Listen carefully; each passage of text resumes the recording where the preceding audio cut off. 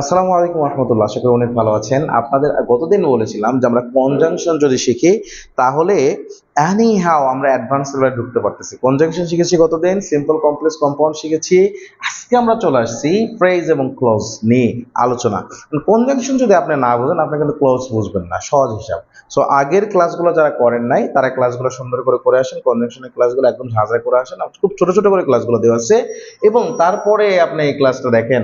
Close আজকের পর থেকে ভাই ক্লোজটা আপনার কিচ্ছু মুখস্থ করাবো না, ক্লোজ পানি করে ফেলবো ইনশাআল্লাহ আজিজ। জাস্ট কনজাংশন যদি বোঝেন তাহলে ক্লোজ শেষ।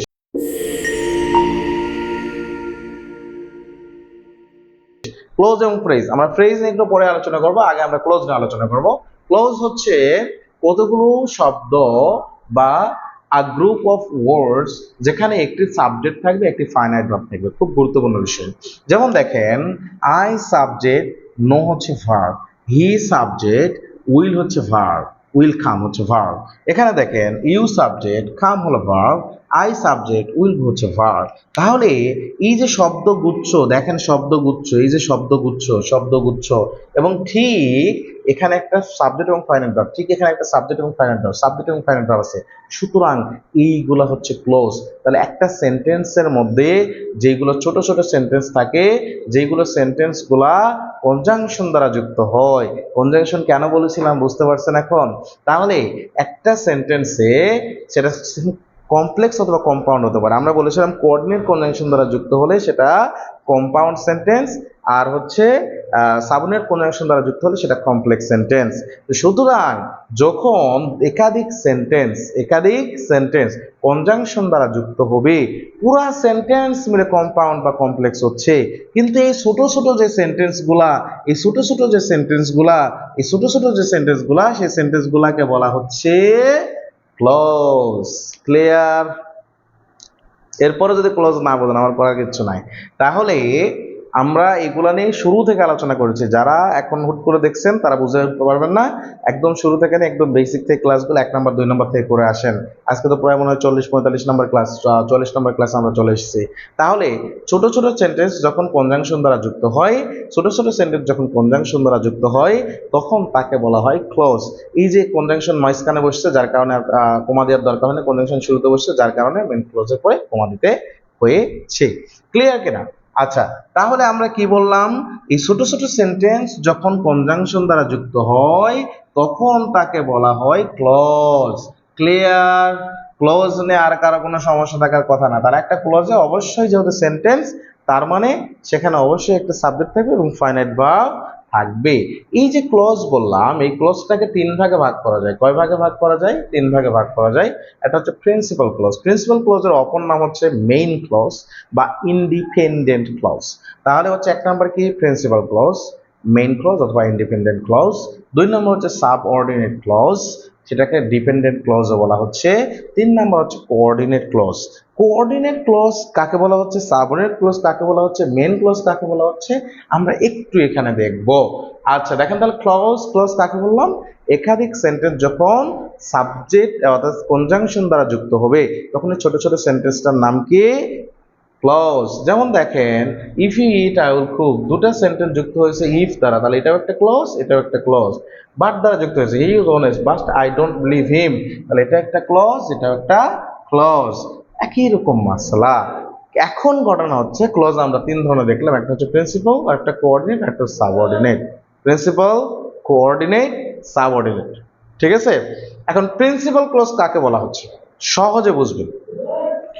আপনি তো বুঝছেন না যে কোনটা কোঅর্ডিনেট কনজাংশন কোনটা সাবঅর্ডিনেট কনজাংশন, সহজ হিসাব কিনা। এখন দেখেন, যেই সেন্টেন্সের মাথায় যেই কনজাংশন আছে, সেটা সেই ক্লজ। গুরুত্বপূর্ণ বিষয়, একটু একটু মনোযোগ দিয়ে বুঝবেন। যেই সেন্টেন্সের মাথায় যেই কনজাংশন আছে, সেটা সেই ক্লজ। এটা কোন কনজাংশন বলেন তো? কোঅর্ডিনেট না সাবঅর্ডিনেট? সাবঅর্ডিনেট। তার মানে এই সেন্টেন্সটা হচ্ছে সাবঅর্ডিনেট ক্লজ। এই সেন্টেন্সের মাথায় কোন কনজাংশন আছে? কোঅর্ডিনেট। তার মানে এই সেন্টেন্সটা হচ্ছে কি? সাবঅর্ডিনেট হবে না, কোঅর্ডিনেট ক্লজ। ঠিক আছে? কোঅর্ডিনেট কনজাংশন আছে, কোঅর্ডিনেট ক্লজ। সাবঅর্ডিনেট কনজাংশন আছে, সাবঅর্ডিনেট ক্লজ। তাহলে যেই কনজাংশন, যেই সেন্টেন্সটা ফ্রি আছে তার মাথায় কোনো কনজাংশন নাই। যেমন দেখেন I will cook, he is honest, I will cook, এই সেন্টেন্সটাকে বলা হচ্ছে প্রিন্সিপাল ক্লজ বা মেইন ক্লজ। ডান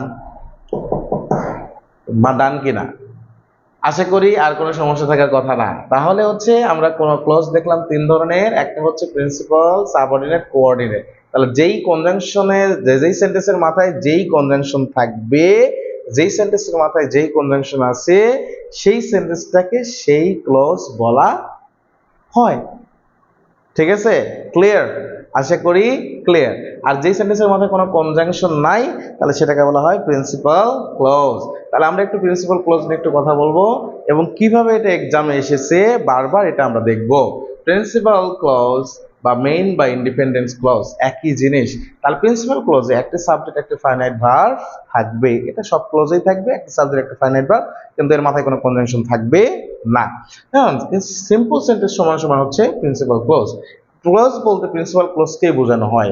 জেনারেল ভাবে যদি বলা হয় কোন ক্লজ বা ক্লজ বলা হয়, তাহলে সেক্ষেত্রে প্রিন্সিপাল ক্লজকে বলা হয়। দেখেন এখানে একটা লুক বিফোর ইউ লিভ একটা এক্সামে এসেছে রাজশাহী বিশ্ববিদ্যালয়ে, আরো অনেক জায়গায় এসেছে লুক বিফোর ইউ লিভ।